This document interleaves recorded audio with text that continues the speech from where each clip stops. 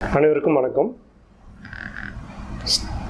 SBI IBBS bank exam பற்றி இந்த பதிவில் நம்ம பார்க்க போகிறோம்.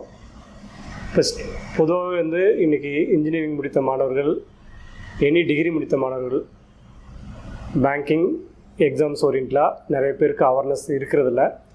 இப்போ இந்த டிஎன்பிசி தேர்வுக்கு எழுதுகிற அளவுக்கு இந்த பேங்கிங் தேர்வுக்கு முயற்சி பண்ணுறது ரொம்ப கம்மியாக தான் இருக்குது.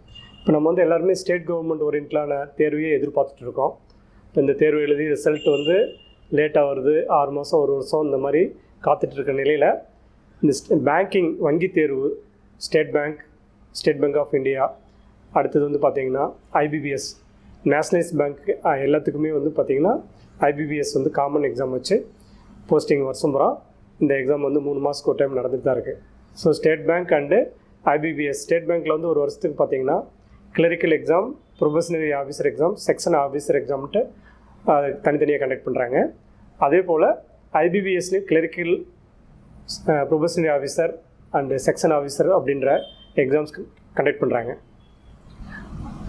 அது மட்டும் அல்லாத இப்போது இந்த rural bank, urban bank, cooperative bank, இந்த மாதிரி இந்த பேங்க்குங்கெலாம் செப்ரேட்டாக எக்ஸாம்ஸ் நடக்குது.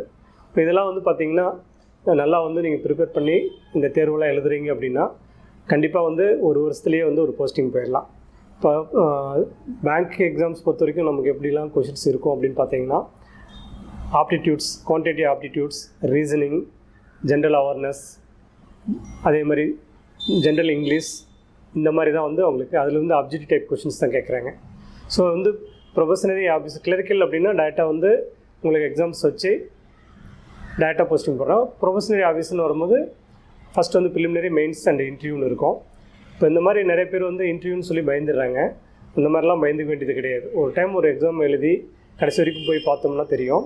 ப்ரிலிமினரி, மெயின்ஸ், அந்த மெயின்ஸில் நல்ல மார்க் எடுத்துட்டோன்னா இன்டர்வியூ மார்க்கு, இந்த மெயின்ஸும் இன்டர்வியூ மார்க்கும் ஆட் பண்ணி தான் ஃபைனலாக போடுறாங்க. ஸோ இதில் ஹையஸ்ட் மார்க் வாங்கியிருந்தோம்னா இன்டர்வியூ பற்றி பயந்துக்க வேண்டியதில்லை. இந்த இன்டர்வியூவும் கேஷுவலாக நம்ம என்னவோ, நம்மளுடைய ஃபீல்டு என்ன, நம்ம எதுக்காக அந்த பேங்கிங் எக்ஸாம்ஸ் எழுதி அந்த வங்கி தேர்வுக்கு உள்ளே வரோம், அதே மாதிரி நீங்கள் என்ன சப்ஜெக்ட் படிச்சிங்க, உங்கள் பேக்ரவுண்ட் என்ன, இந்த மாதிரி தான் கொஷின்ஸ் இருக்கும். அதிகமாக நம்ம பயந்துக்கிற அளவுக்குலாம் இருக்காது. ஸோ அதுக்கெலாம் பார்த்திங்கன்னா நம்ம யூனிக் அகாடமி ஒரு 2001 போட்டித் தேர்வுக்கான பயிற்சி ஒரு 23 ஆண்டுகளாக நாங்கள் கொடுத்துட்ருக்கோம். இந்த இன்ஸ்டியூட் 1998 25 ஆண்டுகளாக இயங்கி வருகிறது.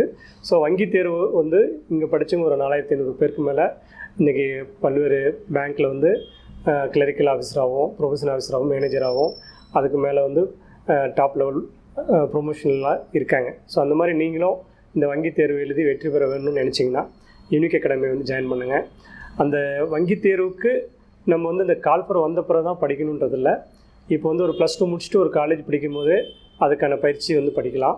அதேமாதிரி காலேஜ் முடிச்சுட்டு நம்ம இன்றைக்கி ப்ரைவேட் வேலைக்கு போயிட்டு 1 வருஷம், 6 மாதம், 2 வருஷம், 5 வருஷம் வேலைக்கு போயிட்டு அதுக்கு பிறகு வர்றப்போ ஏஜ் இல்லாத போயிடும். ஸோ இதுக்கெலாம் பார்த்திங்கன்னா ஏஜ் லிமிட் இருக்குது. இந்த வங்கி தேர்வை பொறுத்த வரைக்கும் பார்த்திங்க அப்படின்னா 21 வயது முதல் 32 வயது வரை பொது பிரிவில் இருக்கும். 21 முதல் 35 வரை OBCக்கும், 21 முதல் 37 வரை SC/STக்கும் இருக்குது. சிலதெல்லாம் பார்த்திங்கன்னா 30 வரைக்கும் தான் இருக்குது. 21 வயசுலேருந்து 30 வயசு வரைக்கும் தான் பொது பிரிவினருக்கு வரும். 33 வயசு வரைக்கும் OBCக்கு வரும். SC/STக்கு 35 வயசு வரைக்கும் வரும். ஸோ இந்த வயசெல்லாம் கடந்த பிறகு இந்த தேர்வு எழுதணும்னு நினைக்கிறவங்களும் இருக்காங்க. ஸோ சின்ன வயசுலேயே நம்ம காலேஜ் படிக்கும்போது, ஸ்கூல் படிக்கும்போது அப்படின்றது இந்த எண்ணத்தோடு படிக்கணும். நம்ம முடித்து வெளியே வர்றப்போ அதை பற்றி ஒரு டிகிரி படிக்கும்போது ஒரு பார்ட் டைமாக ஒரு கோச்சிங் படிக்கிறீங்க அப்படின்னா டிகிரி முடித்து வெளியே வந்தோடனே இந்த தேர்வு எழுதி வெற்றி பெறலாம்.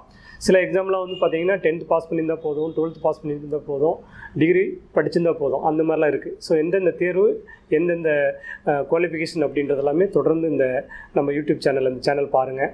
எல்லாமே அடுத்தடுத்து இந்த பதிவில் நாங்கள் போட்டுட்ருக்கோம். இப்போ வங்கி தேர்வு பொறுத்த வரைக்கும் இப்போது சமீபத்தில் SBI பிப்ரவரியில் அதுக்கான மெயின் எக்ஸாம் நடந்தது. அடுத்து மீண்டும் 3 மாதத்தில் கால்ஃபர் வந்துடும்.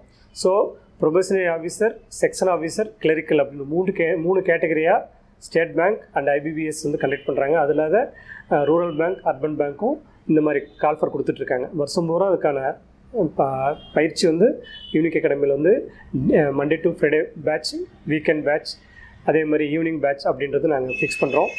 இதை நீங்கள் பயன்படுத்தி ப்ராப்பரான கோச்சிங் எடுத்து நல்ல முறையாக நீங்கள் ப்ராக்டிஸ் பண்ணி நிறைய மாடல் எக்ஸாம்ஸ் எழுதி இந்த தேர்வுக்கு தயாராகினீங்கன்னா கண்டிப்பாக வெற்றி பெறுவது ஈஸி. அதற்கான சிறந்த அகாடமி யூனிக் அகாடமி. இந்த யூனிக் அகாடமி சேர்ந்து பயன்பெறலாம். அடுத்த ஒரு பதிவில் சந்திப்போம். அதுவரை உங்களிடம் விடைபெறுவது யூனிக் அகாடமி மற்றும் யூனிக் ஐஎஸ் அகாடமியின் நிர்வாக இயக்குனர் ஜே கோவிந்தராஜ். நன்றி, வணக்கம்.